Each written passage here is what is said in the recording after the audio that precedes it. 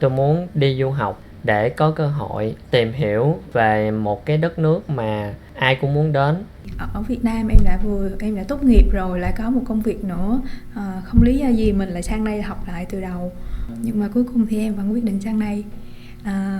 Còn trẻ thì cứ đi để biết. Trải nghiệm thật nhiều, lấy thật nhiều thứ từ Mỹ. Không phải là chỉ là một tấm bằng hay là một cái gì đó, mà muốn có nhiều trải nghiệm sống, có nhiều kiến thức cũng như suy nghĩ mới. Những năm gần đây, chuyện đi du học Mỹ không còn là giấc mơ quá xa vời đối với nhiều học sinh, sinh viên Việt Nam. Không nhất thiết phải tìm kiếm và nộp đơn xin học bổng thì mới được đi du học. Không cần phải đạt học lực thật giỏi, thật nổi bật.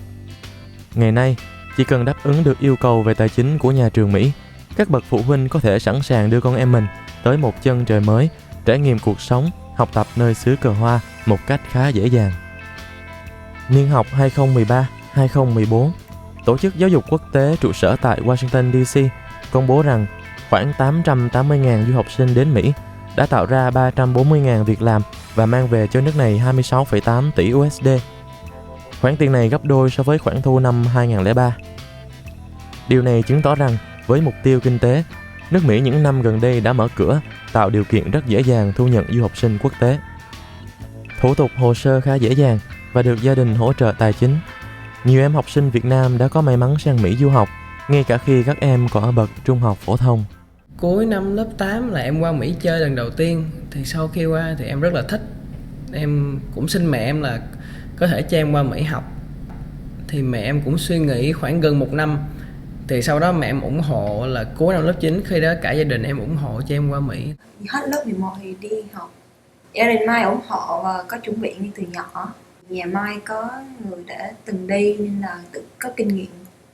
Anh chị làm rồi tự mình làm những hồ sơ đi du lịch thì nhỏ rồi, nên khi tự làm du học cũng dễ. Bên cạnh đó, một phần không nhỏ các trường hợp du học sinh Việt Nam tại đây đã thay đổi học vấn của cuộc đời mình, quyết định đi du học, dù rằng họ vẫn đang đàng hoàng ngồi trên ghế của giảng đường Đại học Việt Nam. Trước khi đi du học thì em đang học đại học ở Việt Nam khoảng 2 năm ở Đại học Kiến trúc Sài Gòn. Không chỉ là các sinh viên đang học đại học đã tạm gác lại việc học tập của mình tại giảng đường Việt Nam để lên đường đi du học. Rất nhiều các bạn trẻ đã từng tốt nghiệp đại học hoặc đã từng đi làm nhiều năm nay cũng bỏ công ăn việc làm, bỗng dưng muốn đi du học. Tôi đã từng làm việc khoảng 5 năm tại một ngân hàng, một trong những ngân hàng lớn ở Việt Nam. Sau cái khoảng thời gian 5 năm làm việc thì tôi cảm thấy là tôi không có thích cái công việc mà tôi đang làm. Với lại tôi cũng không thích cái cuộc sống ở Việt Nam.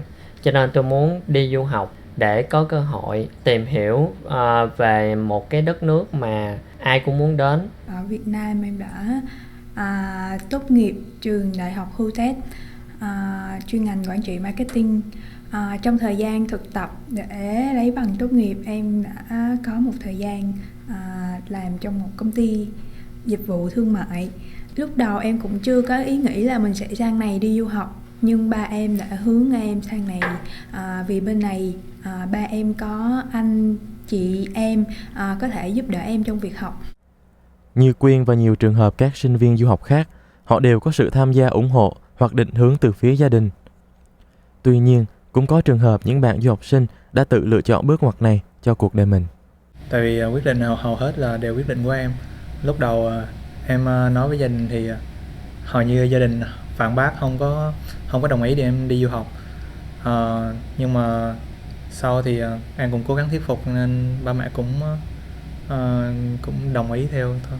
Gia đình của tôi không hoàn toàn ủng hộ nhưng cũng thực sự không phản bác, tại thực sự là tôi đã lớn rồi thì tôi có quyền quyết định những gì mà mình muốn. Đất nước Hoa Kỳ nói chung và nền giáo dục Mỹ nói riêng đang thu hút rất nhiều sinh viên Việt Nam đến tìm hiểu và học hỏi. Theo báo cáo quý mới nhất của SEVIS, hệ thống dữ liệu về du học sinh do Bộ Ngoại giao và Bộ An ninh Nội địa Mỹ cùng quản lý, hiện có 25.982 học sinh sinh viên Việt Nam tại Mỹ, nâng Việt Nam lên xếp hạng thứ 7 trong số những nước có nhiều học sinh sinh viên nhất tại Mỹ. Tiến sĩ Mark Ashwell, nguyên đại diện tại Việt Nam của Viện Giáo dục Quốc tế IIE, trụ sở New York nhận định, nếu xu hướng du học Mỹ vẫn tiếp tục, chắc chắn Việt Nam sẽ vượt qua cả Nhật Bản để trở thành nước xếp thứ 6 về số lượng du học sinh tại Mỹ. Trong giai đoạn tháng 10 2014, tháng 2 2015, tổng số du học sinh Việt Nam tăng 11%, cao nhất trong top 10 các nước và vùng lãnh thổ. Vậy đâu là lý do khiến học sinh sinh viên Việt Nam đổ xô tới Hoa Kỳ? Mục đích em đặt ra là trải nghiệm thật nhiều, lấy thật nhiều thứ từ Mỹ, không phải là chỉ là một tấm bằng hay là một cái gì đó, mà muốn có nhiều trải nghiệm sống, có nhiều kiến thức cũng như suy nghĩ mới. Em muốn mình có một khả năng giao tiếp tiếng Anh với người nước ngoài tốt hơn.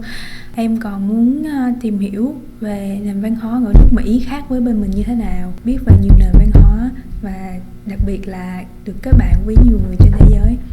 Mà lúc đầu chúng ta là muốn đi bằng đại học thôi. Khi đi du học là em muốn rèn luyện bản thân, thử thách bản thân, trau dồi tiếng Anh với cả tương lai em. Xem coi nó như thế nào, có phải là một giấc mơ Mỹ thật sự hay không? Dù rằng mục đích du học là để lấy một tấm bằng đại học, để tích lũy kiến thức, rèn luyện bản thân, trải nghiệm cuộc sống nơi xứ người, hoặc đơn giản chỉ là để trau dồi tiếng Anh, hoặc xa hơn là theo đuổi một giấc mơ Mỹ cho riêng mình, các bạn du học sinh này đang có trong tay những cơ hội để tiếp cận những giá trị văn minh hàng đầu của thế giới, của nền giáo dục nhân bản và khai phóng xứ cờ hoa.